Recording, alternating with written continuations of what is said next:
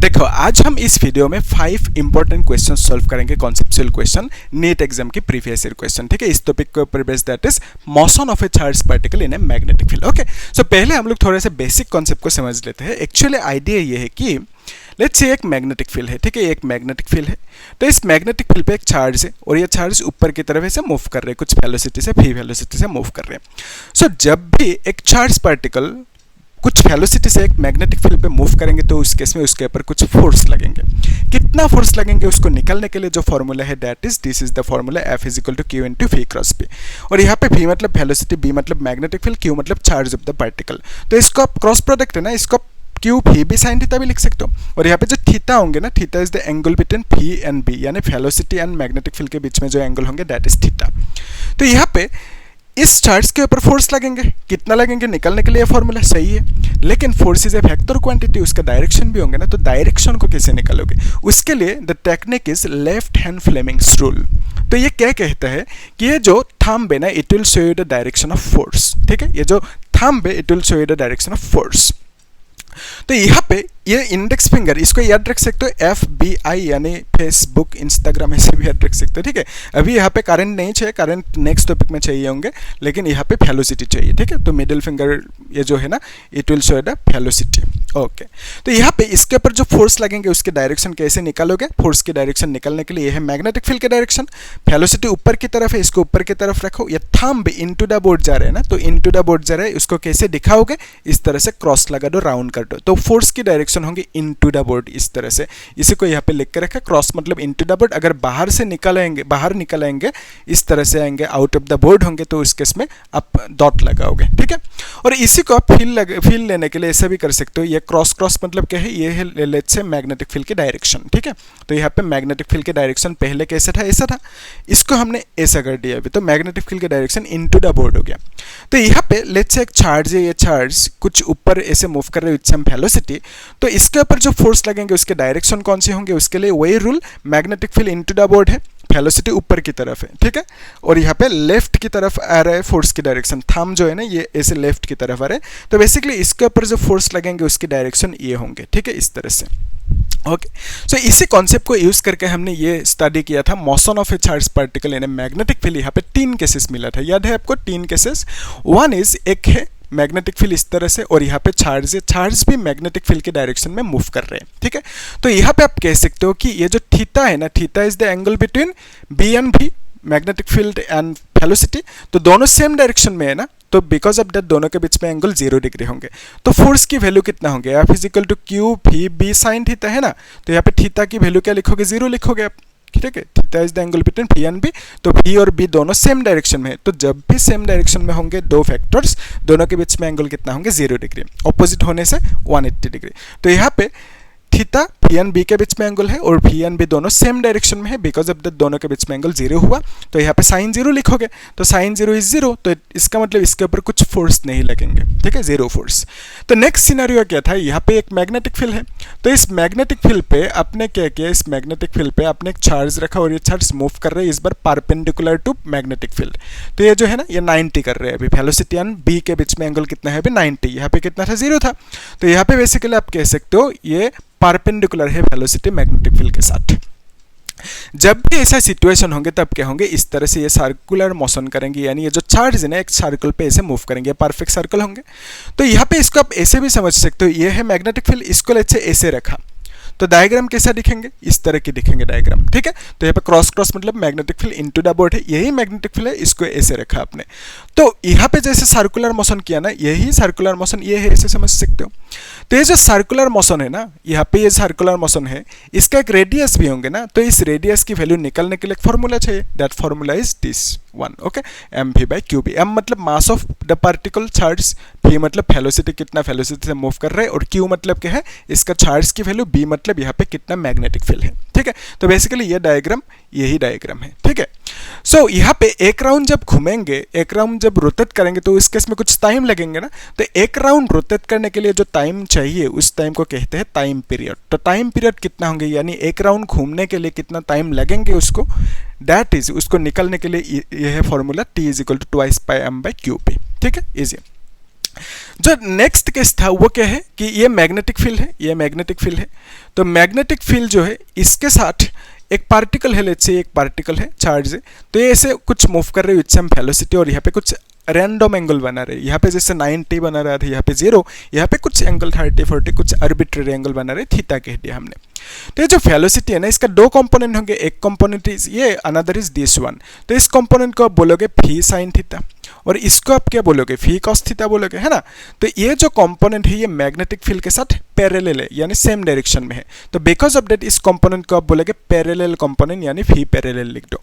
और ये component magnetic field ये है, मैग्नेटिक फील्ड के साथ ये कंपोनेंट 90 कर रहे हैं, है ना, यानी this component is perpendicular to magnetic field, तो इसको आप फी परपेंडिकुलर भी कह सकते हो इस तरह से, ठीक है। तो परपेंडिकुलर कंपोनेंट है, मैग्नेटिक फील्ड के साथ 90 कर रहे हैं ना, that is why this component phi sine theta is perpendicular to magnetic field, ऐसा आप कह सकते हो, 90 कर रहे हैं ना। तो ये अभी देखो ये जो है ना, यहाँ पे ये जो फी परपेंडिकुलर कंपोनेंट है ना, सो जब भी परपेंडिकुलर कंपोनेंट होंगे यानी परपेंडिकुलर वेलोसिटी होंगे तो उस केस में क्या होंगे, ये रोटेट करेंगे। तो यहाँ पे इसकी वजह से ये कुछ इस तरह से रोटेट करेंगे, क्योंकि ये यहाँ पे 90 कर रहे हैं, तो 90 करने से क्या होंगे, वेलोसिटी मैग्नेटिक फील्ड के साथ 90 करने से एक राउंड घूमेंगे इस तरह से। तो इसके साथ at the same time fee cos theta भी है, पैरेलल कंपोनेंट भी है, बिकॉज ऑफ दैट ये कुछ इस डायरेक्शन में भी मूव करते रहेंगे at the same time, okay. तो बेसिकली एक सर्कुलर मोशन यहाँ पे दिखाएंगे, किसकी वजह से, इस परपेंडिकुलर कंपोनेंट की वजह से। फिर एट द सेम टाइम इस कंपोनेंट की वजह से ये ऐसे भी मूव करते रहेंगे, ठीक है, इस डायरेक्शन में, ओके। तो इस तरह से रोटेट करेंगे, किसकी वजह से, फी साइन थीटा की वजह से। तो आप कह सकते हो कि यहाँ पे जो सर्कुलर मोशन होंगे ना, उसके लिए रेस्पॉन्सिबल कौन है, परपेंडिकुलर कंपोनेंट यानी फी साइन थीटा। फिर ये जो ऐसे जा रहे हैं, मूव कर रहे हैं, इसके लिए रेस्पॉन्सिबल कौन है, उसके लिए रेस्पॉन्सिबल है फी कॉस थीटा कंपोनेंट यानी पैरेलल कंपोनेंट ऑफ वेलोसिटी। और यहाँ पे ये जो डिस्टेंस ट्रेवल किया ना, इसी डिस्टेंस को कहते हैं पिच, ओके, पिच, ओके। सो ये जो मीनिंग है, फॉर्मूला है, और यहाँ पे पिच की फॉर्मूला कौन सी होंगे, मतलब पिच निकालने के लिए कितना होंगे, formula is this one, twice by M phi cos theta divided by Q B, ठीक है। ये सब कहाँ से है, कैसे, इन सब फॉर्मूला को हमने डिराइव किया अच्छे से, एकदम डिटेल्स में देखा था, तो आप लोग चेक करना, लिंक भी है डिस्क्रिप्शन में, ओके।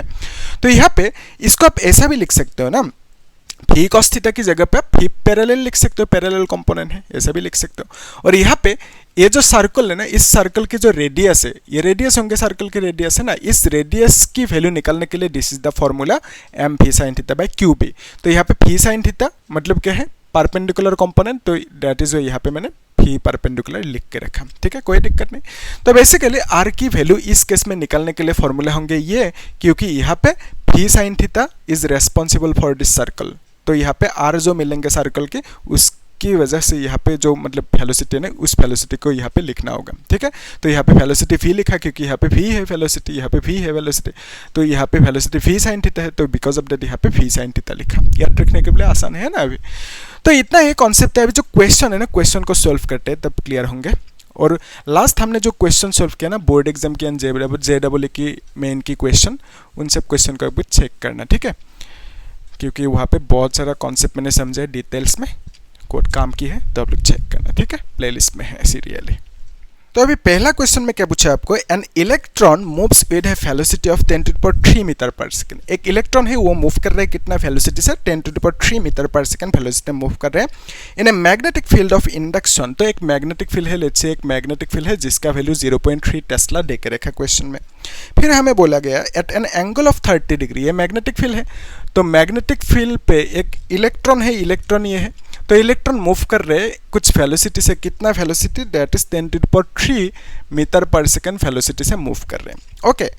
तो फिर यहाँ पे जो एंगल फॉर्म कर रहे हैं ना, ये जो एंगल है ये इसका वैल्यू 30 डिग्री दे के रखा हमें। If E by M, E divided by M, E मतलब चार्ज ऑफ इलेक्ट्रॉन, m मतलब मास ऑफ इलेक्ट्रॉन, इसका वैल्यू आपको देकर रखा 176 इंटू 10⁻, कितना देकर रखा 11, okay, coulomb divided by kg, या तो अब इसे kg इनवर्स भी लिख सकते हो, कोई दिक्कत नहीं, ठीक है। The radius of the part is nearly, तो रेडियस की वैल्यू कितना है वो पूछा, तो इसके लिए कौन सी फॉर्मूला लगाओगे, इस फॉर्मूला को यूज करोगे, ठीक है, क्योंकि यहाँ पे ये सिचुएशन है, एंगल है कुछ आर्बिट्रेरी, अगर 90 होते, इलेक्ट्रॉन सपोज इस डायरेक्शन में मूव किया होता, तो इस केस में आप इस फॉर्मूला को यूज़ करते हैं ना, तो यहाँ पे क्या होंगे, ये स्पाइरल मोशन करेंगे, स्पाइरल या तो हेलिकल मोशन भी कह सकते हो, है ना, हेलिकल और स्पाइरल मोशन जो कहना है। तो इसका जो रेडियस होंगे ना, इस रेडियस की वैल्यू आपको निकलने दे। तो रेडियस की फॉर्मूला कौन सी लगाओगे, M V sine theta by Q B. तो यहाँ पे लिख देते हैं M V sine theta divided by Q B.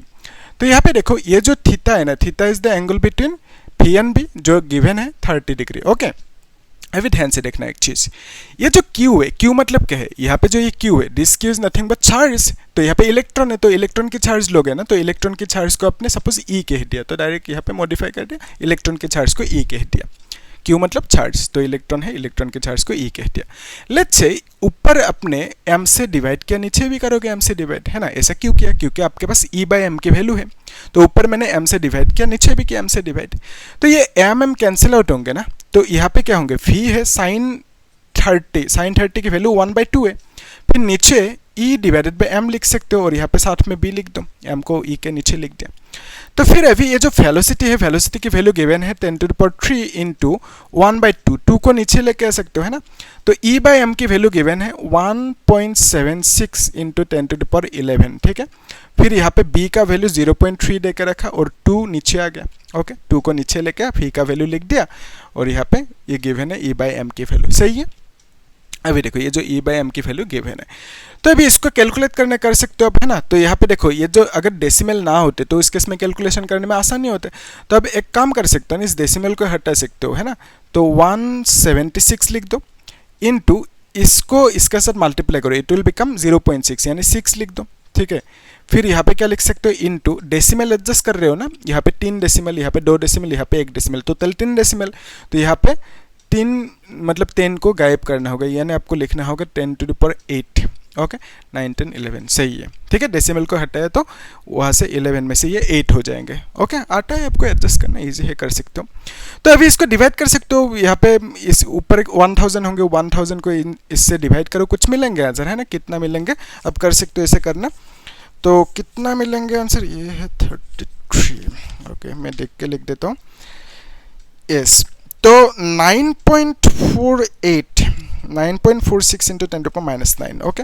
So answer आएंगे 9.46 इंटू 10⁻⁹, इतना सा मीटर में आएंगे, ठीक है। 9 होंगे, ठीक है। सो 9.46 इंटू 9.46 इंटू 10⁻⁹ मीटर, इतना सा है आंसर। लेकिन आपको अप्रोक्स वैल्यू चाहिए, है ना। तो यहाँ पे क्वेश्चन में अप्रोक्स वैल्यू चाहिए आपको, तो अप्रोक्स वैल्यू के लिए आप क्या करोगे, यहाँ पे 10⁻⁹ तो है ही नहीं। तो इसको देखो, आप एक काम कर सकते हो ना, ये जो डेसिमल है अगर इसको ऐसे लिखोगे 0.946 करोगे, तो इस केस में इसको 10⁻⁸ लिख सकते हो, है ना। तो यहाँ पे 9 को 8 किया तो डेसिमल आगे आ जाएंगे, यहाँ पे आ जाएंगे, है ना। तो ये कितना है 0.94। 0.94 मतलब क्या है, 0.94 मतलब 1 से थोड़ा सा कम, यानी इसको अप्रोक्सीमेटली 1 कह सकते हो कि नहीं। 0.94 मतलब अप्रोक्सीमेटली 1 कह सकते हो, इंटू 10⁻⁸ मिला। तो बेसिकली आंसर कितना होंगे, अप्रोक्सीमेटली 10⁻⁸ मीटर होंगे, ठीक है। सो कौन सी ऑप्शन करेक्ट होंगे, यहाँ पे ऑप्शन ए 10⁻⁸ मीटर। सो इतना सा होंगे आंसर, ठीक है। तो इस तरह से आपको करना होगा, यहाँ पे 0.94 का 1 लिख सकते हो, ऑलमोस्ट 1, अप्रोक्सीमेटली इक्वल टू 1 लिख सकते हो। इस हिसाब से मतलब ऑप्शन में दे के रखेंगे आपको चीज़ें, ठीक है। जो भी ऑप्शन होंगे ना, ऑप्शन में इस तरह से वैल्यूज आपको दे के रखेंगे। सो नेक्स्ट जो क्वेश्चन है उसे सॉल्व करते हैं, इसको मीटर देना होगा अभी, है ना। तो आप लोग एक बार पढ़ो क्वेश्चन को, ईजी है, कर सकते हो। क्या पूछा, एन इलेक्ट्रॉन इज मूविंग, और ये क्वेश्चन 2016 में पूछा गया था। An electron is moving in a circular path under the influence of a transverse magnetic. Transverse मतलब क्या है, सपोज ये 2 लाइन है, पैरेलल लाइन, तो इसको आप बोलोगे ट्रांसफर्सल या तो ट्रांसफर्स, है ना। तो बेसिकली मैग्नेटिक फील्ड के साथ वेलोसिटी कुछ इस तरह के एंगल बना रहे हैं, ठीक है। तो बेसिकली केस ये बनेंगे, है ना। तो यहाँ पे ये केस बनेंगे, क्यों, क्योंकि मैग्नेटिक फील्ड के साथ वेलोसिटी ट्रांसफर्स है, मतलब ओके। मैग्नेटिक फील्ड ऑफ, तो मैग्नेटिक फील्ड की वैल्यू कितना देकर रखा है, हमें बोला गया कि an electron is moving circular path under the influence of a transverse magnetic field. Let's say एक मैग्नेटिक फील्ड है, तो एक मैग्नेटिक फील्ड है, तो मैग्नेटिक फील्ड की वैल्यू आपको देकर रखा 1.76 इंटू 10⁻11 टेस्ला, कितना देकर रखा, नहीं मैग्नेटिक फील्ड की वैल्यू देकर रखा, that is 3.57। Okay, 3.57 into 10⁻² -2 Tesla. Okay, तो मैग्नेटिक फील्ड जो है ना उसकी वैल्यू 3.57 इंटू 10⁻² टेस्ला देकर रखा है। If the value of E by M, तो ई डिवाइडेड बाई एम की वैल्यू कितना देकर रखा, that is 1.76 into 10⁻11 coulomb per K G. ओके, तो ये कूलम पर केजी क्यों हुआ यूनिट, ई मतलब चार्ज है, चार्ज की यूनिट कूलम, और यहाँ पे मास मतलब मास की यूनिट केजी। ठीक है, तो फ्रीक्वेंसी ऑफ रिवोल्यूशन पूछा हमें। ओके, फ्रीक्वेंसी निकालना है, आसान है। तो यहाँ पे लेट्स से एक पार्टिकल है, इलेक्ट्रॉन है। कौन सी पार्टिकल बोला, यस इलेक्ट्रॉन बोला। तो इलेक्ट्रॉन ऐसे मूव कर रहे हैं विद सम वेलोसिटी, है ना, इसको ट्रांसफर्स कहोगे आप। तो यहाँ पे इसने कुछ एंगल किया है, पे चाहिए भी नहीं कितना एंगल है ना, देखे भी नहीं रखा। तो यहाँ पे ये जो भी है ना ट्रांसफर्स है मैग्नेटिक फील्ड के साथ, इस तरह से है मतलब। तो ऐसा जब सिनारियो होंगे ना, तो इस केस में एक इस तरह से राउंड लगाएंगे और आगे बढ़ते जाएंगे। ठीक है, तो बेसिकली यहाँ पे टाइम पीरियड हमें पूछा, क्या हमें पूछा फ्रीक्वेंसी। तो उसके लिए टाइम पीरियड चाहिए, तो टाइम पीरियड के लिए फॉर्मूला कौन सी है, ये फॉर्मूला है ना। तो यहाँ पे टाइम पीरियड की फॉर्मूला है, और आपको मालूम है ना एक चीज़ कि frequency is equal to 1 divided by time period. ठीक है, 1 by time period is frequency, याद है आपको, मतलब बेसिक फॉर्मूला है। फ्रीक्वेंसी मतलब 1 बाय टाइम पीरियड। तो फ्रीक्वेंसी को सपोज एफ लिख दे, कोई कोई बुक में मतलब न्यू भी लिखा हो सकता है, कोई दिक्कत नहीं। फ्रीक्वेंसी मतलब न्यू भी हो सकता है, एफ भी जो सिंबल कर यूज़ करने करो। तो 1 डिवाइडेड टाइम पीरियड की फॉर्मूला क्या है, that is twice by M by Q B. तो टाइम पीरियड की formula twice by M divided by Q B लिख दो। तो क्यू बी ऊपर जाएंगे ना, क्यू बी ऊपर जाएंगे, तो आप लिख सकते हो क्यू बी ऊपर गया तो आप लिख सकते हो ट्वाइस बाय एम। ठीक है, यहाँ तक। अभी देखो, अगर आपने सपोज ऊपर m से डिवाइड किया, नीचे भी करोगे, और उससे पहले काम कर लेते हैं। ये जो q है ना, q मतलब चार्ज है, किसकी चार्ज लोगे, यहाँ पे इलेक्ट्रॉन मूव करे, तो इलेक्ट्रॉन की चार्ज लो। तो इलेक्ट्रॉन की चार्ज को आप e कह दोगे ना, यस, इलेक्ट्रॉन की चार्ज को e लिख दिया। तो q मतलब चार्ज ऑफ इलेक्ट्रॉन। तो यहाँ पे अगर आप ऊपर m से डिवाइड करोगे, नीचे भी करोगे m से डिवाइड, है ना, या तो नहीं करने से भी होगा, डायरेक्ट है अभी आपके पास वैल्यूज। तो इसको आप ऐसा भी लिख सकते हो ना कि F is equal to E divided by M, फिर यहाँ पे ऊपर B है और यहाँ पे ट्वाइस पाई लिख दो। ठीक है, M को इधर लेके E बाई एम मिला, B बाई ट्वाइस पाई। ठीक है, इजी। तो फिर यहाँ पे E बाई एम की वैल्यू कितना रखा, 1.676 इंटू 10⁻11। ओके, इंटू B मतलब मैग्नेटिक फील्ड विच इज कितना 3.57 इंटू 10⁻² डिवाइडेड बाई M की वैल्यू, ये तो हो गया 2 इंटू पाई मतलब 3.14 लिख सकते हो, या तो 22/7 लिख दो। ठीक है, इस तरह से आप लिख सकते हो। सो 1.76 इंटू 10⁻11, और यहाँ पे b का वैल्यू लिख दिया 3.57। ओके, इजी कर सकते हो। तो अभी 7 ऊपर जाएंगे, है ना, तो 7 को ऊपर लेके जाओ, तो 176 इंटू 3.57 लिखो इंटू 10⁻, ये कितना होंगे 11 और -2, it will become 9। Okay, divided by 2 into 2 इस तरह से कर सकते हो। ठीक है, तो अभी जो ऊपर डेसिमल है ना, इसको एडजस्ट कर सकते हो, इसके साथ करने के बाद डिवाइड कर सकते हो। 2 से डिवाइड करो, यहाँ पे 22 को 2 से डिवाइड करने पे 11 होंगे, है ना। तो यहाँ पे 2 से डिवाइड करना है, फिर मल्टीप्लाई कर देना। ठीक है, कर सकते हो ये सब मल्टीप्लिकेशन डिवीजन। तो बेसिकली यहाँ पे जो फ्रीक्वेंसी की वैल्यू मिलेंगे, that is approximately equal to 10 to, इसका वैल्यू ऑलमोस्ट 1 होंगे। ठीक है, मैं ऑलमोस्ट कह रहा हूँ, 0.9 ऐसे कुछ आ सकते हैं। ठीक है, आप लोग कैलकुलेट करना। तो बेसिकली जो भी आएंगे, कुछ आएंगे ऑलमोस्ट 10⁻9 ही होंगे। तो इसका वैल्यू को आप, ये जो वैल्यू होंगे ना, इसका डिवाइड करने के बाद जो आएंगे answer, that is almost 0.9 something ऐसे कुछ आएंगे। तो इसको राउंड फिगर करके 1 लिख सकते हो। तो बेसिकली यहाँ पे 10⁻9 रहेंगे। ठीक है, तो ये फ्रीक्वेंसी है। तो फ्रीक्वेंसी के यूनिट क्या है, हर्ट्ज। ठीक है, आपको मालूम है फ्रीक्वेंसी के यूनिट हर्ट्ज होंगे। ठीक है, तो फ्रीक्वेंसी के यूनिट हर्ट्ज है। और यहाँ पे इसको आप ऐसे भी देख सकते हो, actually F is equal to 1 by time period है। तो 1 बाई टाइम की यूनिट क्या है, सेकंड है। तो ये जो 1 बाई सेकंड है ना, इसी को हर्ट्ज कहते हैं। ठीक है, अगर आप फुल नाम लिखोगे तो HERTZ लिखना। ठीक है, फुल नाम लिखोगे तो, अगर शॉर्टकट लिखोगे तो कैपिटल HZ लिखना। ओके, तो आंसर कितना आएंगे 10⁻9 हर्ट्ज। इसी को आप लिख सकते हो, ये 10⁻9 मतलब क्या है, मेगा। मेगा नहीं, 10⁻6 होंगे तो मेगा होंगे, इसको आप गीगा बोलोगे। ठीक है, कैपिटल G, तो यहाँ पे हर्ट्ज लिख देना। तो बेसिकली आप ऐसा भी कह सकते हो कि this is equal to 1 gigahertz. 10⁻9 gigahertz मतलब 1 गीगाहर्ट्ज होंगे। ठीक है, गीगा मतलब 10⁻9, और मेगा होंगे तो कैपिटल M होंगे, 10⁻6 होंगे। ठीक है, इस तरह से ऐसे कर सकते हो अभी। सो जो नेक्स्ट क्वेश्चन है ना, उससे साथ में सॉल्व कर लेते हैं। इसको मिटाना होगा। ठीक है, तो मैं मिटा रहा हूं, आप लोग नोट करके रखना। ठीक है, सो क्या पूछा नेक्स्ट क्वेश्चन में, और लास्ट 2 क्वेश्चन इंपॉर्टेंट है, कॉन्सेप्ट अलग टाइप के क्वेश्चन है, उसको देखना है अच्छे से। तो इसमें क्या पूछा है अभी, a proton and an alpha particle enter in a uniform magnetic field with the same velocity. Okay, velocity same देकर रखा। The time period of rotation of alpha particle will be. Okay, तो सिनारियो ऐसा है कि एक alpha particle है और एक प्रोटॉन है, ठीक है, एक प्रोटॉन है और एक अल्फा पार्टिकल है। तो प्रोटॉन की केस में और अल्फा पार्टिकल की केस में जो हमें पूछा time period of rotation. Okay, तो टाइम पीरियड की फॉर्मूला क्या होंगे, टाइम पीरियड की फॉर्मूला है twice pi M divided by Q B, ये है टाइम पीरियड की फॉर्मूला। तो यहाँ पे इसके लिए टाइम पीरियड की फॉर्मूला सेम ही होंगे ना, twice pi M Q B, यही फॉर्मूला लिखोगे। लेकिन प्रोटॉन है, प्रोटॉन के लिए टाइम पीरियड को टी पी लिख दिया और अल्फा के लिए टाइम पीरियड को टी अल्फा लिख दिया। अभी मास किसका लोगे, यहाँ पे मास है ना, मास किसका, प्रोटॉन की मास लोगे, यहाँ पे चार्ज किसका, प्रोटॉन की चार्ज लोगे, है ना। तो यहाँ पे मास अल्फा पार्टिकल की लोगे, यहाँ पे चार्ज अल्फा की लोगे, ठीक है, सही है तक। तो अभी देखो आपको चाहिए क्या, आपको चाहिए कि ये जो टी अल्फा होंगे ना, time period of alpha particle, तो इसका वैल्यू चाहिए आपको, ठीक है।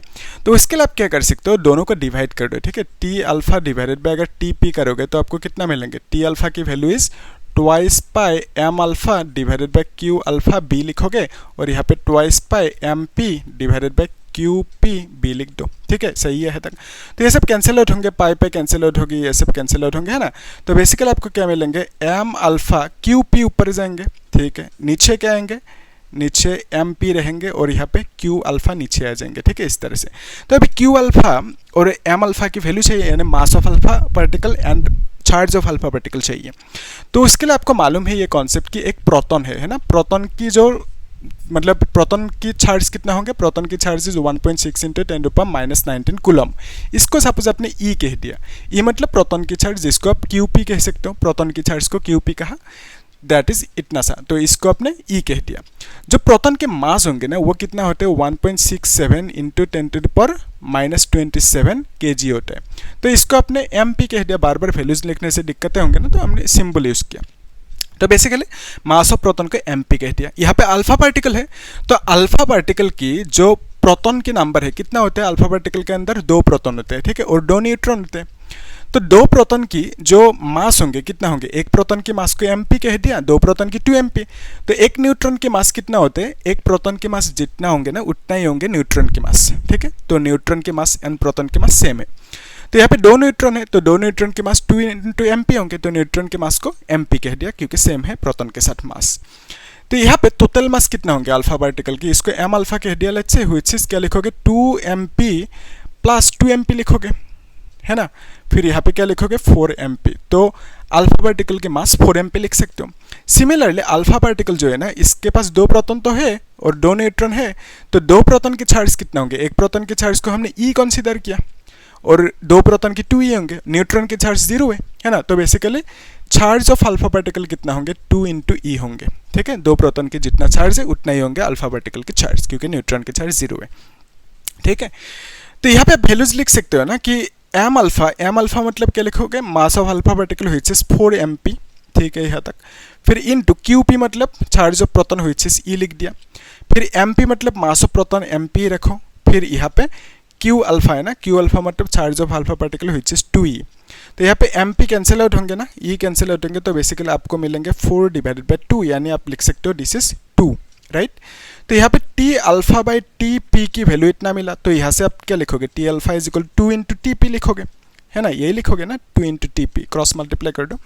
तो बेसिकली आप कह सकते हो time period of alpha particle, यही पूछा था आपको, time period of alpha particle is equal to क्या लिखोगे, 2 टाइम्स, ओके, इसी को आप क्या कहते हो, 2 times of time period of proton, ठीक है। सो ऑप्शन कौन सी करेक्ट होंगे, B option, right, 2 times that of proton. तो अल्फा पार्टिकल के टाइम पीरियड पूछा था, कितना मिला, 2 times of proton, easy question. So अभी जो नेक्स्ट क्वेश्चन है ना उससे साथ में सॉल्व कर लेते हैं, ठीक है।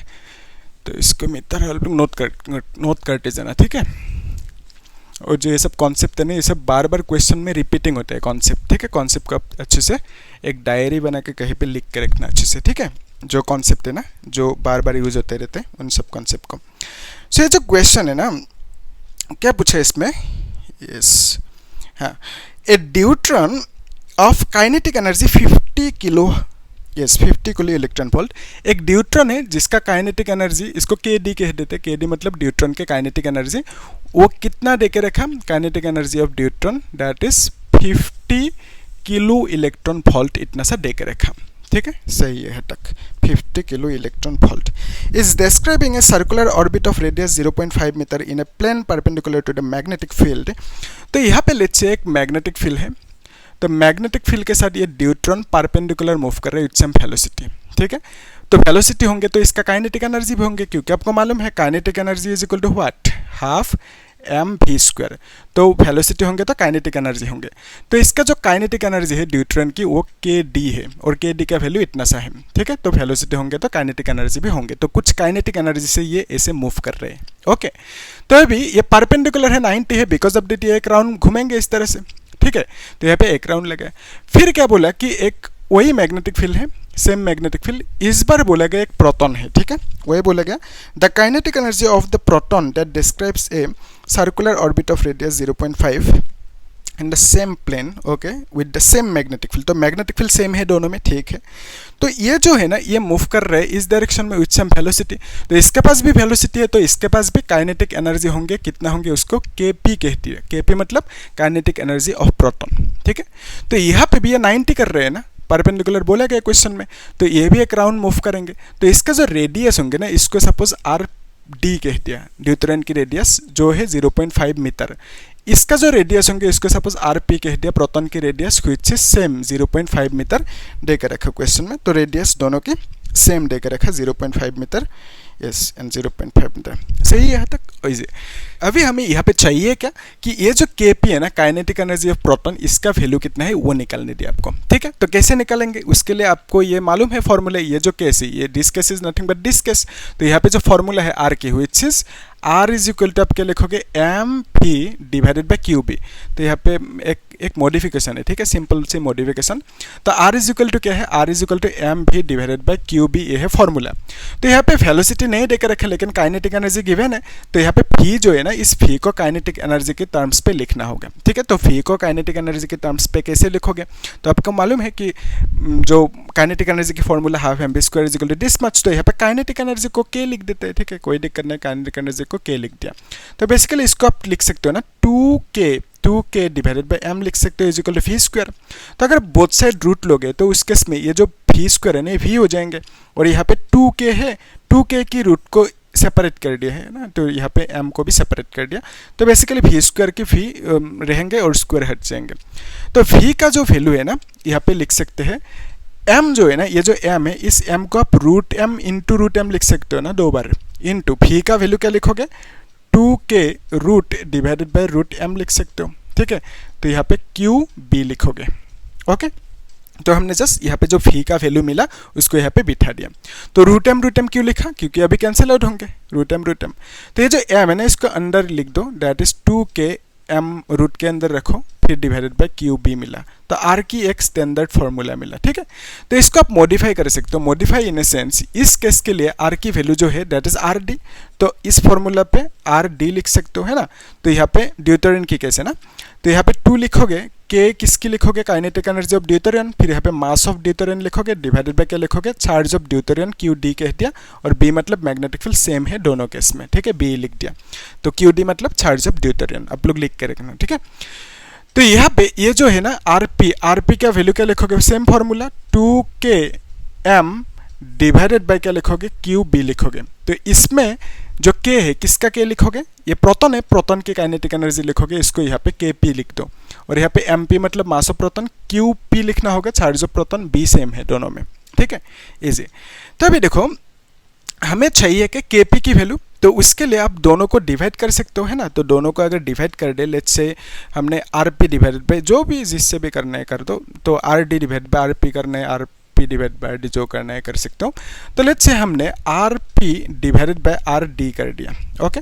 तो यहाँ पे क्या मिलेंगे, rp की value that is 2kp mp, फिर यहाँ पे रूट लगाओगे, डिवाइडेड बाय qp b लिखोगे, फिर यहाँ पे क्या लिखोगे नीचे rd के लिए 2kd md divided by qd, और यहाँ पे फिर b लिख दो, ठीक है।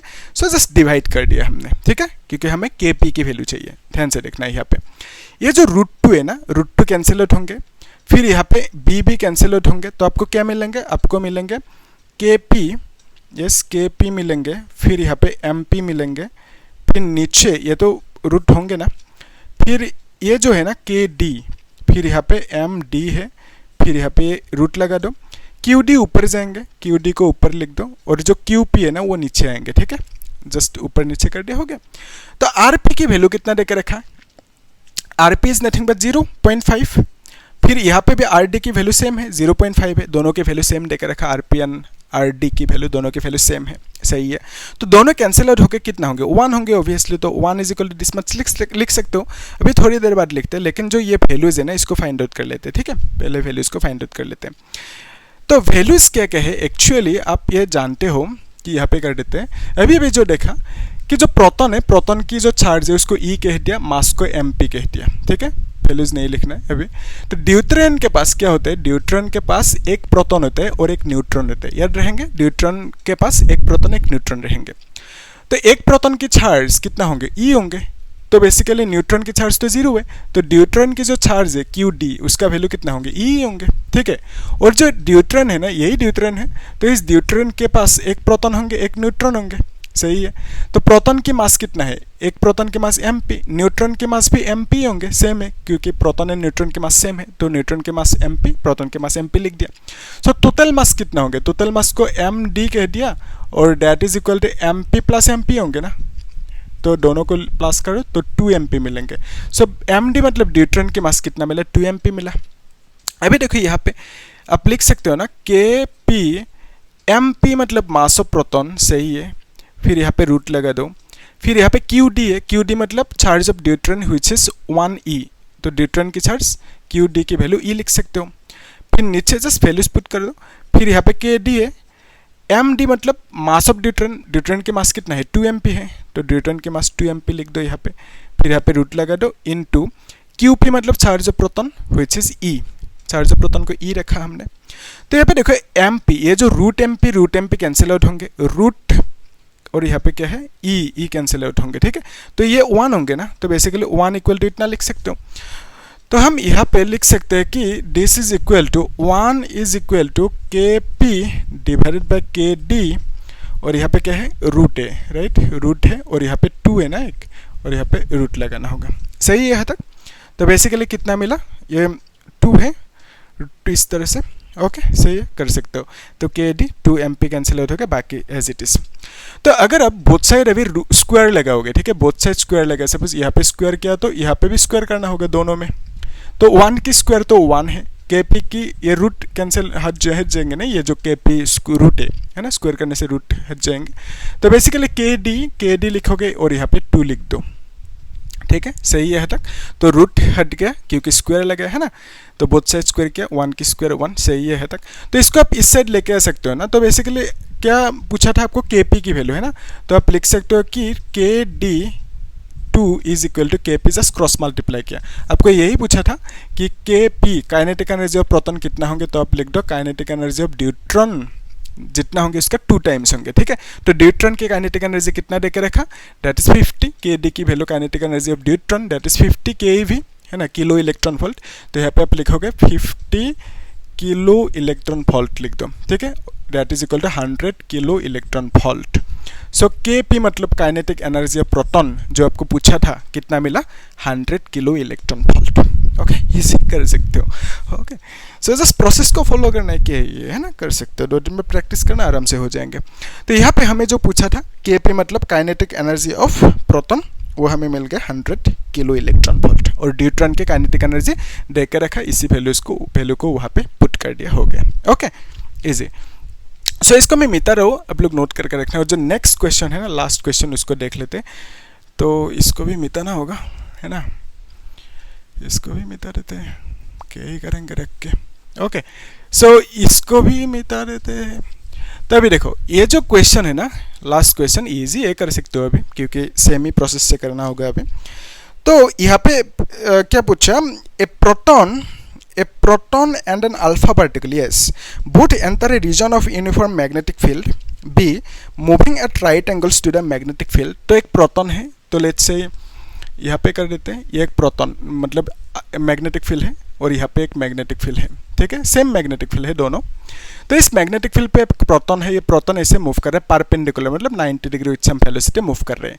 तो इसमें क्या है, अल्फा पार्टिकल ये भी मूव कर रहे हैं with 90 degree angle with magnetic field, तो वेलोसिटी का एंगल मैग्नेटिक फील्ड के साथ 90 है दोनों केस में, सही है। फिर हमें बोला गया कि if the radius of circular orbits for both the particles is equal, तो यहाँ पे इसका जो रेडियस होंगे ना, ये एक परपेंडिकुलर है वेलोसिटी के साथ मैग्नेटिक फील्ड, तो बिकॉज ऑफ एक सर्कुलर मोशन करेंगे इस तरह की, है ना।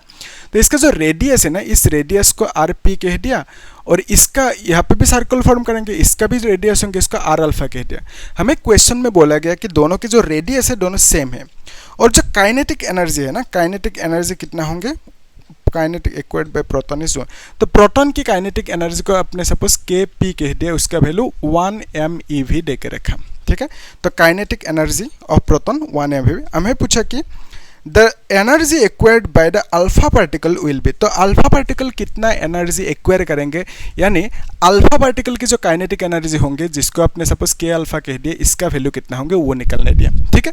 तो कैसे निकालोगे, उसके लिए देखो जो फॉर्मूला है, आर की फॉर्मूला क्या है, R is equal to M V divided by Q B, ये है formula M V divided by Q B. तो अभी अभी जो किया था फी की जो ये वैल्यू है ना, इसको यहाँ पे बिठाओगे तो आपको क्या मिलेंगे, वही अभी अभी जो किया था थोड़ी देर पहले, है ना। तो आप लिख सकते हो 2km root divided by Q B, इस तरह से आप लिख सकते हो, ठीक है।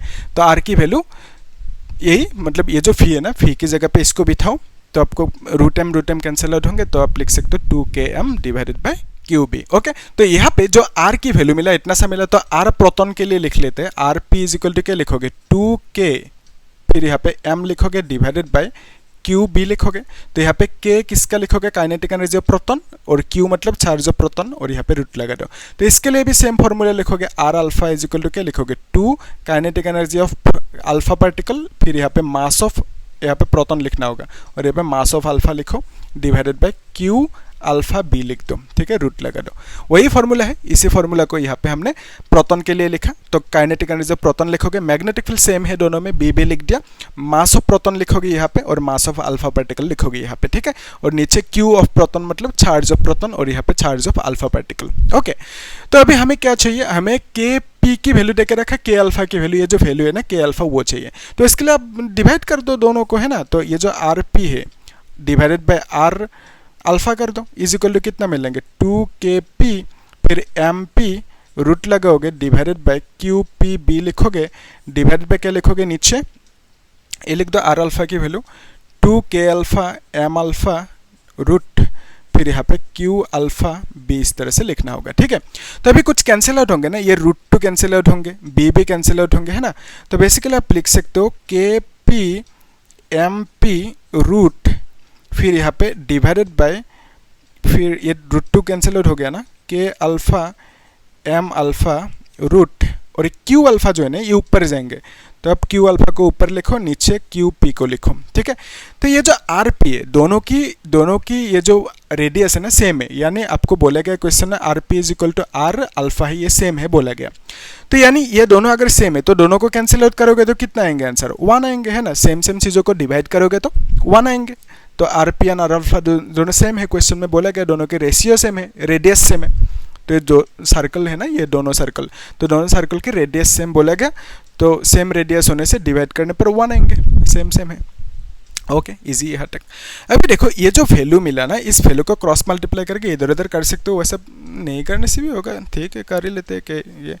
तो फिर आप लिख सकते हो ये जो है ना, इसको इस साइड लेके आ सकते हो, नहीं लाने से भी होगा, कोई दिक्कत नहीं। तो फिर के अल्फा फिर M alpha into Q P लिखा, फिर यहाँ पे इस तरह से लिखो, और यहाँ पे क्या लिखोगे K P M P into Q alpha लिख दो इस तरह से, ठीक है। तो ये है कहानी। तो यहाँ से आपको क्या चाहिए, दैट इज के अल्फा की वैल्यू चाहिए। यस सही है। तो अभी देखो ये जो प्रोटॉन है ना, प्रोटॉन की चार्ज कितना है, प्रोटॉन की चार्ज वही कहानी अभी भी जो देखा था, प्रोटॉन की चार्ज ई है, मास को अपने mp कह दिया। अल्फा पार्टिकल जो है ना इसके पास 2 प्रोटॉन होंगे और 2 न्यूट्रॉन होंगे, तो 2 प्रोटॉन की चार्ज कितना होंगे 2e होंगे, 2 न्यूट्रॉन की चार्ज 0 होंगे, तो basically charge of alpha particle is कितना 2e हुआ। और अल्फा पार्टिकल मास कितना होंगे, मास के लिए आप देखो प्रोटॉन है न्यूट्रॉन है, तो अल्फा पार्टिकल के अंदर क्या है 2 प्रोटॉन 2 न्यूट्रॉन, तो यहाँ पे 2 प्रोटॉन की मास कितना होंगे 2 mp होंगे, 1 प्रोटॉन की मास mp, 2 प्रोटॉन की 2 mp, 1 न्यूट्रॉन की मास कितना है 1 प्रोटॉन की जितना mp होंगे, तो बेसिकली 2 लिखोगे, तो मास ऑफ अल्फा पार्टिकल क्या लिखोगे 2 mp प्लस 2 mp लिखोगे, ठीक है, तो बेसिकली 4 mp लिख सकते हो, वही थोड़ी देर पहले जो किया था। तो मास ऑफ अल्फा पार्टिकल मिल गया हमें। अभी देखो यहाँ पे ये जो इक्वेशन है क्या लिख सकते हो यहाँ से कि k अल्फा फिर m अल्फा, यहाँ पे ध्यान से देखना k अल्फा m अल्फा, तो m अल्फा की वैल्यू क्या लिखोगे 4 mp लिखोगे, तो यहाँ पे m अल्फा की वैल्यू 4 mp लिख दिया और यहाँ पे रूट लगा दो इनटू qp मतलब charge of proton which is e, ठीक है, ये जो qp है ना चार्ज ऑफ प्रोटॉन है इसको हमने e कंसीडर किया प्रोटॉन की चार्ज। ओके, फिर नेक्स्ट हम क्या कर सकते हैं kp है ना, तो kp की वैल्यूज देके रखा उसको बाद में लिखेंगे, तो यहाँ पे kp है इनटू mp मतलब मास ऑफ प्रोटॉन इनटू यहाँ पे रूट लगाओगे ना, फिर यहाँ पे क्या लिखोगे q alpha charge of alpha particle is 2e, ठीक है सही है, तो यहाँ पे q अल्फा मतलब charge of alpha particle that is 2e, वो हमें मिल चुका, ठीक है कर सकते हो। तो अभी नेक्स्ट स्टेप में क्या करोगे e कैंसिल आउट होंगे ना, यस कैंसिल आउट होंगे, तो यहाँ पे रूट mp कैंसिल आउट होंगे, ठीक है, रूट mp कैंसिल आउट हुआ। तो अभी ये जो 4 है ना 4 की रूट कितना है, तो इसको आप क्या कर सकते हो 4 की रूट 2 लिख सकते हो है ना, और यहाँ पे एक काम कर सकते हैं डायरेक्टली स्क्वायर कर देते हैं बोथ साइड है ना, तो बोथ साइड स्क्वायर कर देने से क्या होंगे, अगर हम दोनों साइड में स्क्वायर करें तो ये रूट हट जाएंगे ना, तो बेसिकली आपको मिलेंगे k alpha 4 is equal to, और यहाँ पे दोनों को स्क्वायर करोगे बोथ साइड, तो यहाँ पे kp होंगे और 2 का स्क्वायर कितना होंगे 4 लिखना होगा, ठीक है, तो हमने बोथ साइड स्क्वायर कर दिया, कर सकते हो, या तो दिक्कतें आ रहे तो फिर से एक स्टेप लिख देता हूँ मैं।